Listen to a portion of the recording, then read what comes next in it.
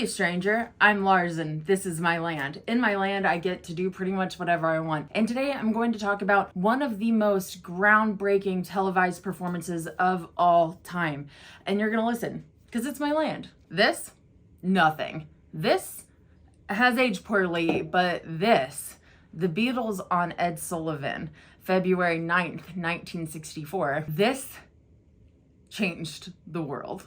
Welcome to Annoying Memos Land. Beepity beep beepity beep beep. I have been working on a video essay on the TV show Lost for so long now that if I don't mention it in every video I do, I'm going to be puppeted into some sort of weird dance at a dinner table, and my god, a dinner party is my worst nightmare. So I would absolutely love it if you would like and subscribe and all of that jazz. It really helps me out a whole lot. And follow me on Twitter at ThisIsLarsland. I am on there constantly because my job requires me to be on the computer constantly. Before we go back to my land, I wanted to let you know that TV tilts and my eyes are the driest in the country. I haven't been crying. It's just the way I look. Now let's go back to my land. Let's talk about this before I watch the performances, which I will. So the Ed Sullivan Show was TV's longest running variety show. It ran for 23 years on Sunday nights at 8 p.m., right? Ed Sullivan had been a newspaper columnist before he became the host of the show, and it was like a big deal to get on Ed Sullivan. So getting on Ed Sullivan for the Beatles, that was a big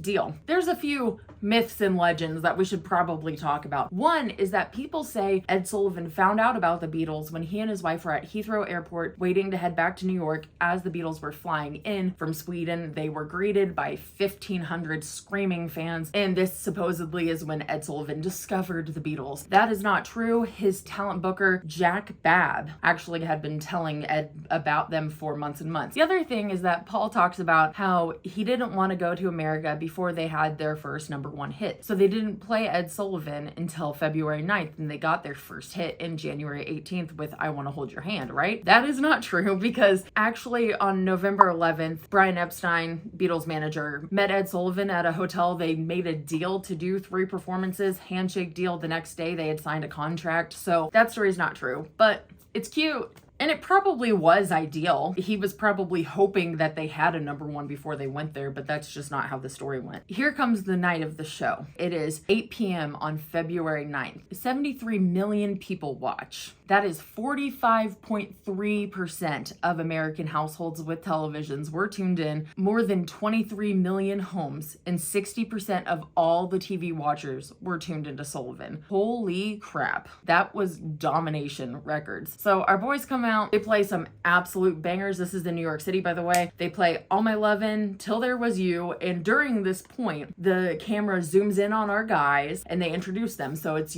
John, Paul, George, Ringo, right? But on John's, it says, "Sorry girls, he's married." And this was a problem because Brian Epstein had actually worked really, really, really hard to keep this boys are single available to the girls image overseas, at least, but apparently this was already blown in America. So getting that was kind of a doozy, but it worked out. It didn't seem to do too much harm. When the Beatles touched down in America, everybody was riotous. The Beatles were set up at the Plaza Hotel. They had a whole floor to themselves and they wound up hanging out in the bathroom, which is something that they did a lot. Just the 4 of them in a bathroom because it was like the only time that they could get away. There were people outside, fans freaking out. We've got tons of amazing footage from this. I mean, you could watch hours and hours of this. There were celebrities calling in begging for tickets for their kids. Even Ed Sullivan made a joke on his own show like, "Hey, does anybody have a ticket? We could really use one right now." And once they came on, it was just so insane. For their second show, this was February 16th in Miami. And then the third show was actually pre-recorded, but it played on February 23rd. And that was Twist and Shout, Please Please Me, and I Want to Hold Your Hand. And thank God for those performances. A lot of the other footage from these Ed Sullivan performances are spliced, weirdly edited, chopped up. There are no full performances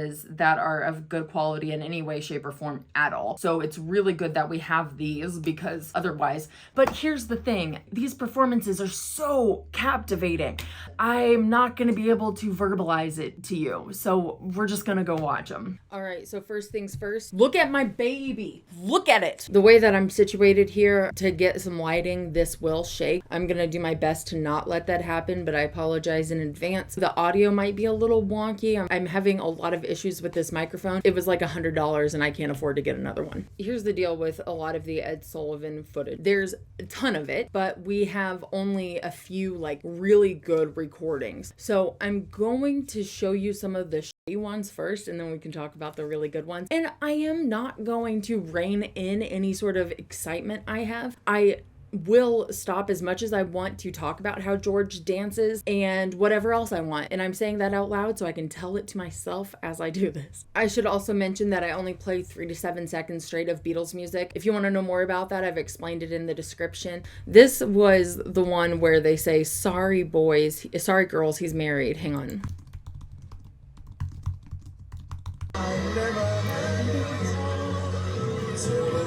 So that's one that's actually really hard to find. Oh, I forgot to mention, on the last night of the Beatles recording, like February 23rd, they announced that the next week they would start having the Sullivan Show, Ed Sullivan Show, whatever, colorized. So we were a week away from having these performances in color. Awesome. So almost immediately, these versions will wind up being skewed because of copyright needs. So, which sucks because I really want to see them doing this. Come on. Here's this. Snippets due to copyright here. So let's go ahead and just watch the ones that we have. This is one of the pre-recorded ones, so this wasn't a live show. I always loved like the way that George leaned in. I don't know why.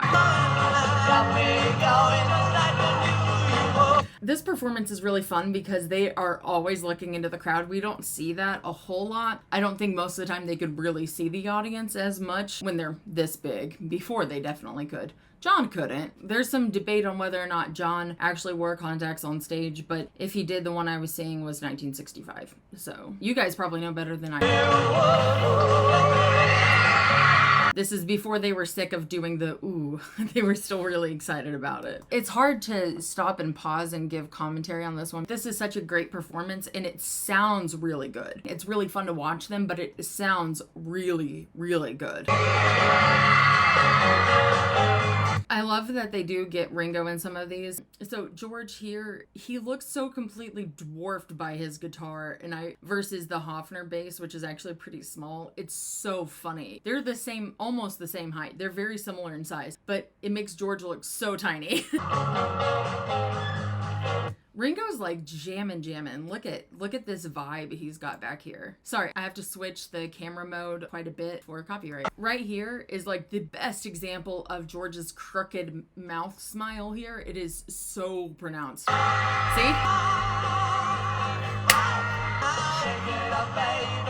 Let's go back for that shit for when John Lennon starts barking.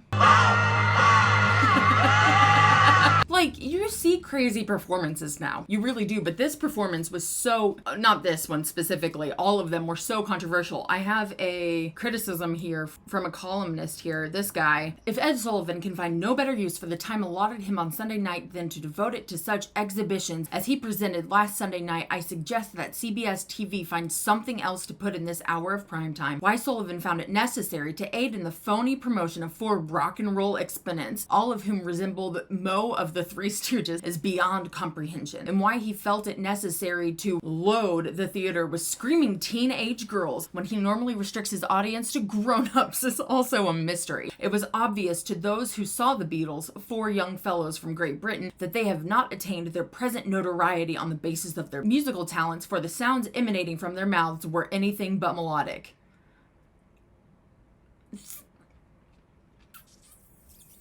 I'm not going to say anything. We're just going to keep going. Short of their mop-like hairdos, they would look and sound like many other inferior rock and roll groups, which are still attempting to keep alive the fad which died when Elvis Presley entered the armed forces. There is nothing attractive about the looks or the sounds of the Beatles. The world disagrees with you, my friend. Paul Jones. More like Fall Jones. Go watch my Paul is Dead video. It is flopping. Also, it took me 3 uploads to get that thing up. YouTube is hiding the truth.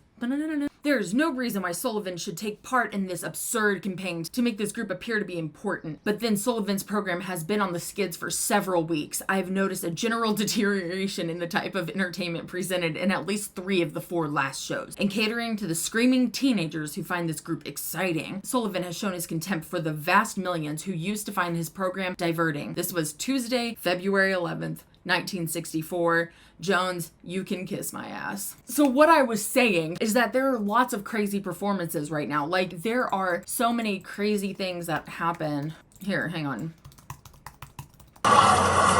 Taylor Swift fake swims across her stage. Like, so I know that people are like, yeah, cool, they were just playing. This is not just playing, okay? This was completely revolutionary. This was one of the performances that kept me coming back to the Beatles. About every 6 months or so, I would watch their music videos, just a few of them, and never really got further than that. But these performances on Ed Sullivan always brought me back because there was something very magical, unique, and tangible about these performances. There's a reason why people continue to come back. There's a reason why this really started the British invasion.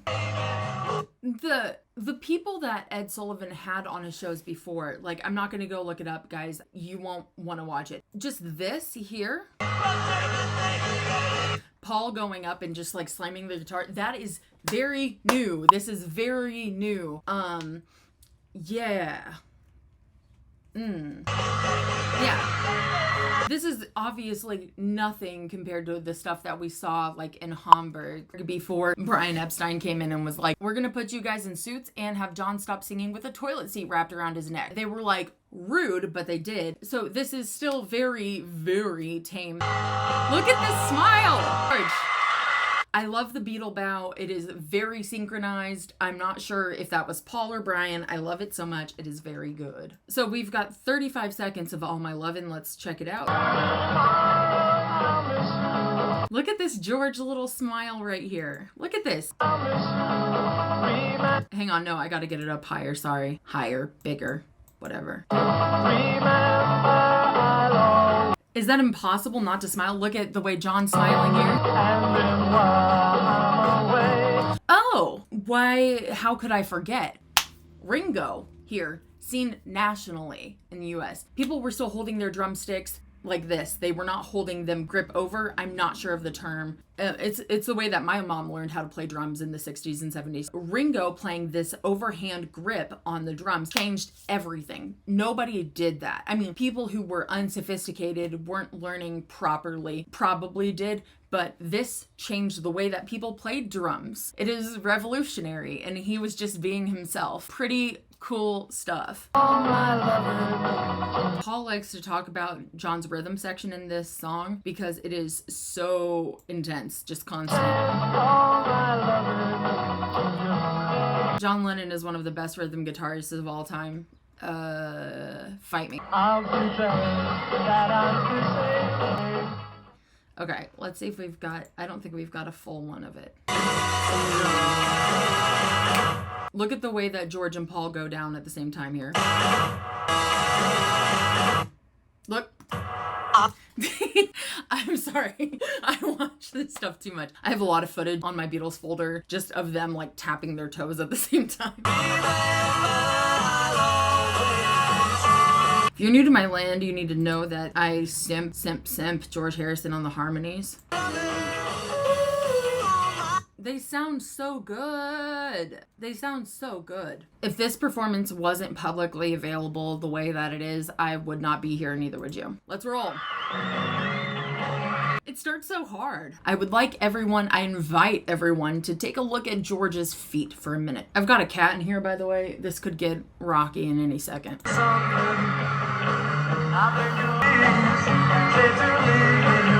You can tell that he is nervous, just a little bit nervous. This one is live, so I wonder if he was just scared. And valid, I gave out the numbers earlier. Lots of people were going on. Before I knew anything about Paul, I loved that he was like, which is such a Paul thing to do. I feel like we need to have a conversation at some point about how like Gen Z and millennials love the Beatles and talk about how they love the Beatles versus older generations, because there's a lot of love in making fun of, dragging them, etc. And I think sometimes I come off as like I hate Paul or something, and I'm like, you don't understand. I really appreciate this. There's not a lot of time spent on Ringo. There's not a lot of footage. It's kind of hard to find him in the live footage. You will find most of Paul and John, obviously, because they're singing the most. As far as like zooming in on Ringo, there's a very little, but he gets a really good amount of coverage in this show, and that is great. His little smile here is so cute. That kick! Let's put it frame by frame. He's so happy. That's the thing that is so captivating about Ringo, and I think also just brings more of the Beatles. He's so happy. You know, he's not just in the back. He's an interactive drummer. George's little head shake right there is very good. Unfortunately, this beautiful, happy lady cuts us off. Now, let's stop and say that this is the man who was very unhappy during the Beatles' performance. They stay on him for a minute. He does not crack a single smile, okay? Not a single one.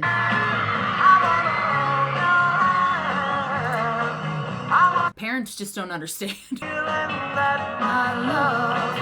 It sounds so good. They sound really good. Here. Very good. Very good John and Paul harmony there. Listen to John at the bottom here. It's quiet, but it's there and it's very good. George is bringing, like, this is stuff you did not see. If you see the musicians before this dancing, moving, they were choreographed, honey. They were going like this, honey. They weren't doing this. They weren't jamming the way, they weren't allowed to enjoy their music. Not like this, except for Elvis. Relax, except for Elvis. But Elvis was also like not exactly, they cut him up, you know? Not in a band, you know? Smiley boy dancing. That's the only choreographed moment that they have. Love it so much. What a great performance. Absolutely groundbreaking and always fun. Even if you aren't moved by it, try watching it without smiling. It's kind of hard. I'm so glad that you guys hung out and watched the Ed Sullivan Show Beatles performances with me, because it's so fun and it's better when y'all are here in my land. I would absolutely love it if you'd like and subscribe and all of that jazz. It really does help me out a whole lot. I love y'all so much. And y'all come back now, you hear? But first, happy Pride Month. For everyone who is out, for everyone who's closeted, for everyone who's questioning, I wish you a very lovely, happy Pride Month. You are absolutely loved and welcomed here no matter who you are or what's your deal. Unless if you have a problem with this, in which case I enthusiastically ask you to get the fuck out until you are. And don't worry, there's nothing wrong with you. It's just a belief that you have, baby. We can work on it. It's not too late. Bye! My sweet Lord, my Lord, my Lord, but it takes so long, my Lord, my sweet Lord.